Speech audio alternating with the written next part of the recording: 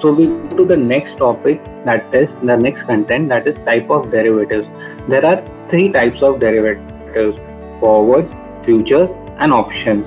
We will cover each one by one and we'll look at the advantages and disadvantages of all the three. So let us start with forwards first. Are a forward contract? A customized contract between two parties to fulfill the terms of contract on a due date.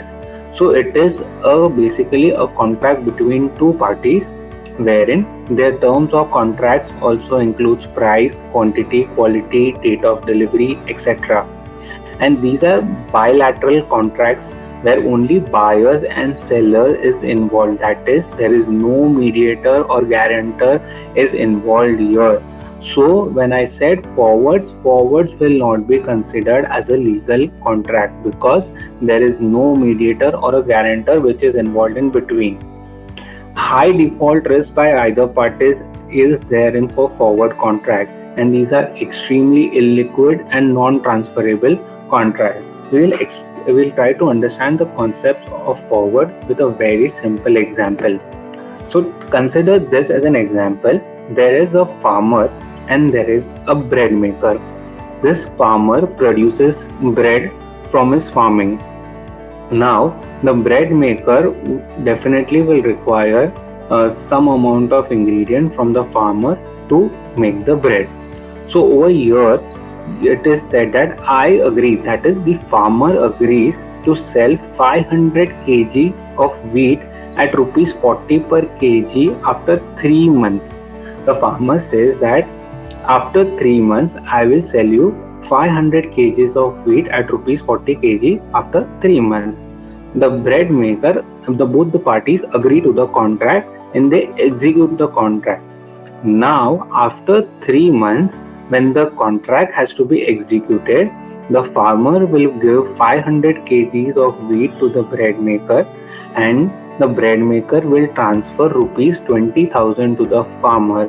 The 20,000 rupees arrive by 500 kgs into 40. That comes to 20,000 rupees.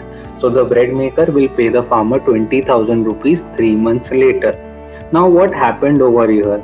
Did we find any mediator or a guarantor in between?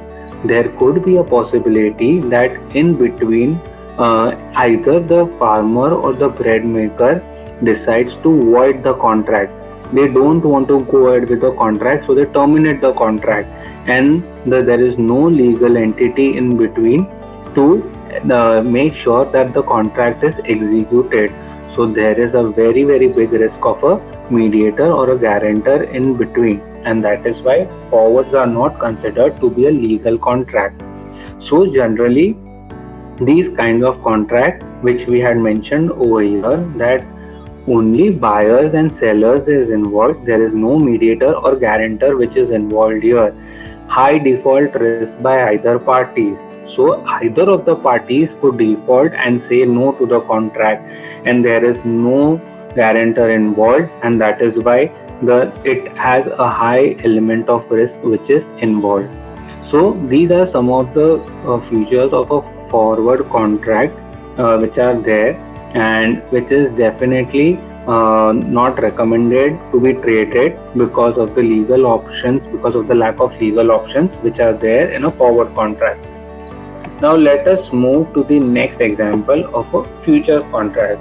A future contract is a legally binding contract to buy or sell the underlying stock commodity index in terms of market on a pre-specified date for a pre-specified time and a pre-specified quantity. The important term or the important word to notice here is legally.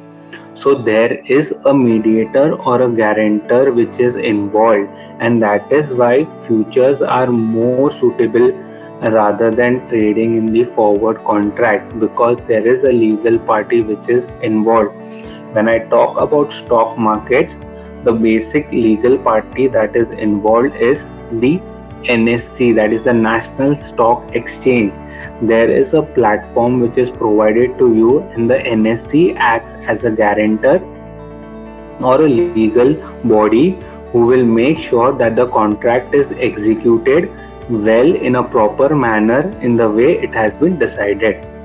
So futures are used to hedge the price movement of the underlying asset to help prevent losses from unfavorable price change. So futures is one of the very important tool which is used for hedging purpose. So hedging is something where we discussed in the earlier example of potatoes and Lays as well.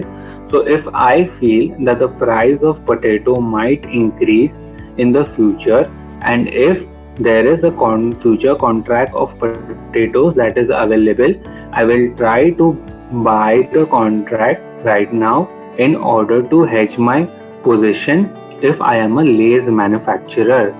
So a Lay's manufacturer will buy a future contract so that if the price increases, the raw material cost for the Lay's manufacturer will also increase, and that is why the Lay's manufacturer will buy a potato future contract to hedge its position. So future contracts are listed on the exchange for trading. As I mentioned that NSE is the exchange, National Stock Exchange, which is a platform provided by them in order to trade in the contracts. So for stocks or for index, uh, for any stock or for index such as Nifty, Bank Nifty, there is a platform provided by the NSE, and they will act as a legal body to execute any contract of futures. Then futures contract were introduced to overcome the drawbacks of forwards. This was one of the main reason where futures contract were introduced, because as I said, in forwards there was no legal party which was involved, there was no mediator that was involved, but in a future contract the legal party is definitely involved, and that is why it is much more safer to trade in a future contract rather than trading in a forward contract. Now, what are exactly futures when it comes to the market, when it comes to the equity market or stock market?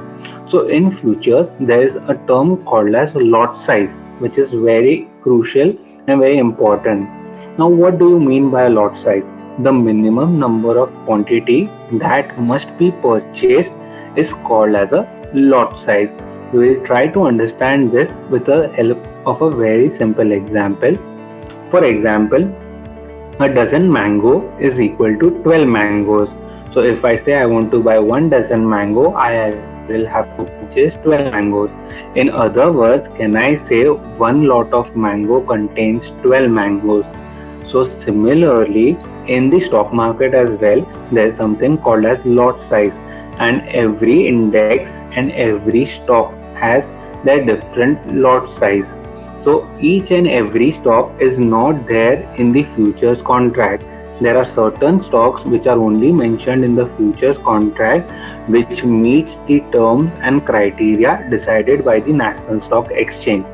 So for example, in this case, if I say Nifty lot size is 75 shares, this means one lot of Nifty future contains 75 shares of Nifty. Similarly, for Bank Nifty, the lot size is 25 shares. This means one lot of Bank Nifty future contains 25 shares of Bank Nifty. So whenever in future, if somewhere you hear that I have purchased one lot of Nifty future, I have bought one lot of Bank Nifty future, that means if it is Nifty, 75 shares of Nifty has been bought, and if it's Bank Nifty, 25 shares of Bank Nifty has been bought. So this is a very important concept in futures, which is called as a lot size, and this is very important in understanding the basics of futures. So this is how future contracts which are legal, and they have something called as a lot size, and every stock has different lot size. So for example, HDFC Bank will have a different lot size, ICICI Bank will have a different lot size, Kotak Bank will have a different lot size. The lot size for each and every stock can be is available on the NSE website, wherein you can just type the stock name and you will come to know the lot size of each and every stock. Register for our free webinar. Download our app today. Link in description.